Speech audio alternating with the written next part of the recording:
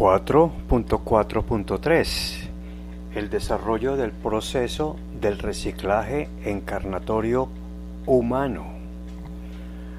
Bajo el principio de la holodinámica, el orden espiritual simbiotiza sinérgicamente la vida de la mente del espíritu, en un persistente proceso dirigido a inducir perfeccionamiento evolutivo de progresivo acercamiento, en cada ciclo con dirección a la perfección mental del Creador-Receptor universal.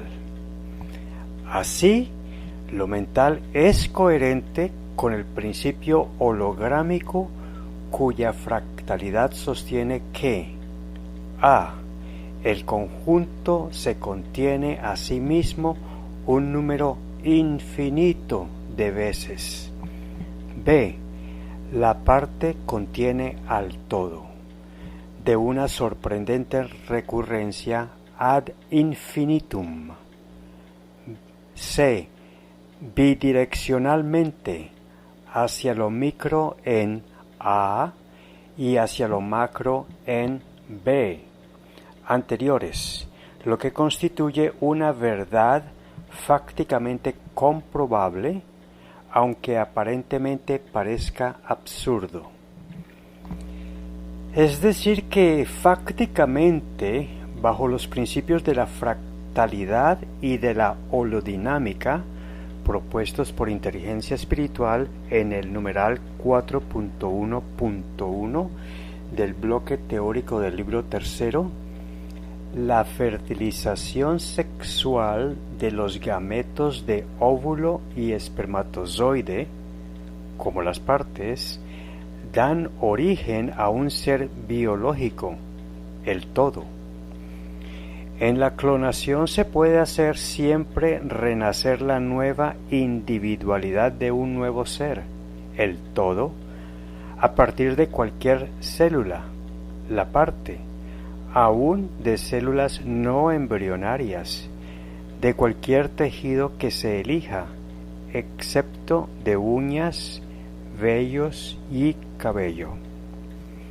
Así, el genoma evolutivo está latente en toda célula especializada, haciendo la aclaración que cuando la célula se especializa para ser parte de un tejido, la mente celular crea proteínas no histonas que hacen que la mitosis no se extienda pluripotencialmente para convertirse en una célula embrionaria, sino que realiza las funciones propias de su especialización y su mitosis reproduce otra célula especializada.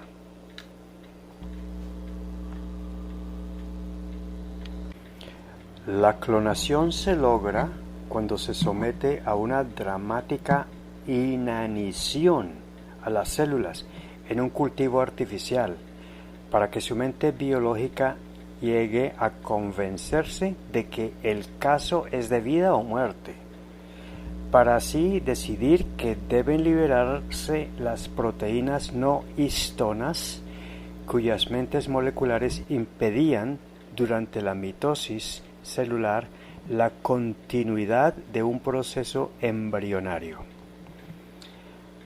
A partir de ese momento, la célula, antes especializada de un tejido determinado, está capacitada, bajo los principios de la fractalidad y de la holodinámica, para convertirse en una célula embrionaria, lista para utilizar las reservas nutricionales de un óvulo no fertilizado, al cual es inyectado, dando comienzo al proceso holístico de reproducción celular propio del nacimiento de un feto, esta vez por clonación. Es decir que, si nos enfocamos en el límite de los extremos de las fenomenologías, tanto a nivel biológico como a nivel cuántico, podríamos concluir que si un conjunto de individualidades tuviera vida, sería imposible aniquilarlo sin suprimirlo en su totalidad, pues renacería fractalmente de cualquiera de las profundidades microscópicas de sus individualidades que la componen. Si la vida biológica se llega a suprimir cuando se mata la célula, la vida cuántica persiste en las moléculas en que se descompone. Es decir, que el espíritu cuántico es la clave de la vida.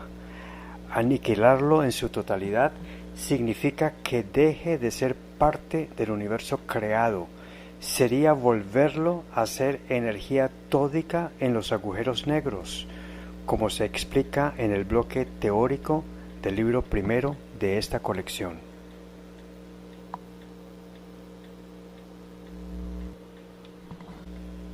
Después de la muerte, la naturaleza holística de moléculas exbiológicas han seguido con vida cuántica para formar nuevas formas de vida biológica de un complejo ecosistema, cuyo equilibrio y estabilidad a través del tiempo ha permitido el reciclaje encarnatorio de las diferentes especies, como sucedió en la Tierra.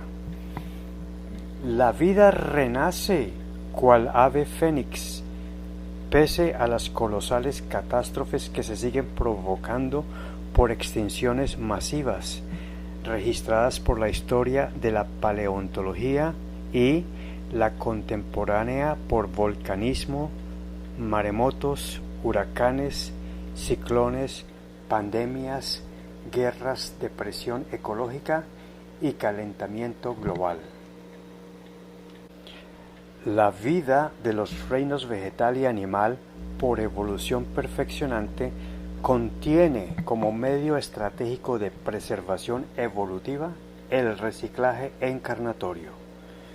Como ya se explicó en detalle en el anterior numeral 4.4.2, el reciclaje encarnatorio del mamífero dio origen al ego racional en una especie llamada Homo sapiens, que a su vez evolucionó hasta el ser humano del presente.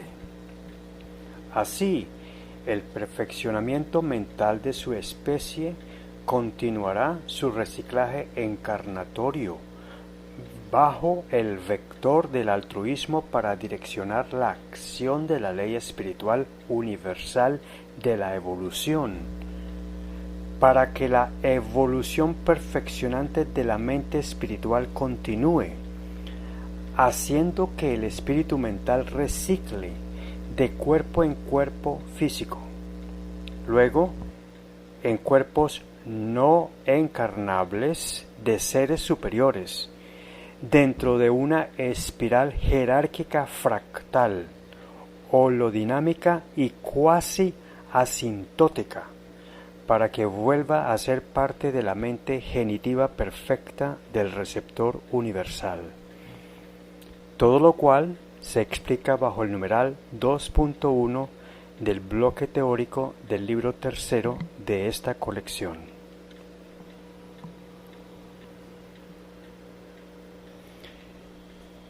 Este enunciado nos ayuda a comprender la indestructibilidad del espíritu como entidad en permanente perfeccionamiento evolutivo y reciclante en su progreso hacia el receptor universal. Al ser indestructibles en espíritu, estamos en estructuras básicas de conciencia de mente espiritual, hechos no iguales, sino tan solo a imagen y semejanza del Creador.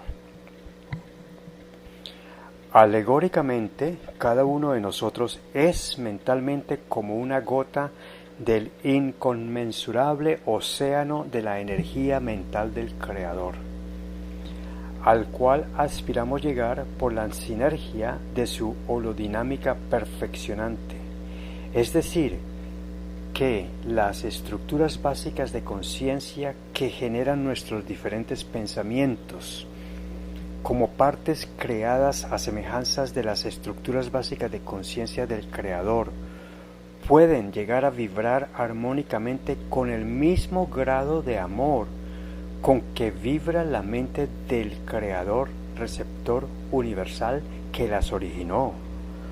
Otra razón para creer que estamos hechos a su imagen y semejanza. Por ello, ya que un solo ciclo es insuficiente, la holodinámica de la mente espiritual implica un necesario reciclaje encarnatorio perfeccionante para transferir el progreso de las capacidades mentales permanentes de una individualidad a otra en los escenarios de la transtemporalidad del más allá, saliendo del espacio-tiempo físico conjugado, entrando al espacio-tiempo metafísico y volviendo al primero en forma conjugada. Ver sobre el espacio-tiempo conjugado en el numeral 4.6.2.1 del bloque teórico del libro tercero de esta colección, y complementariamente mi comentario a la cita cuarta.3.f.19 más adelante.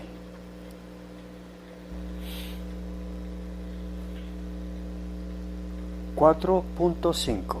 El alma desencarnada o la liberación del conjunto periespíritu-espíritu de su conexión con el cuerpo físico.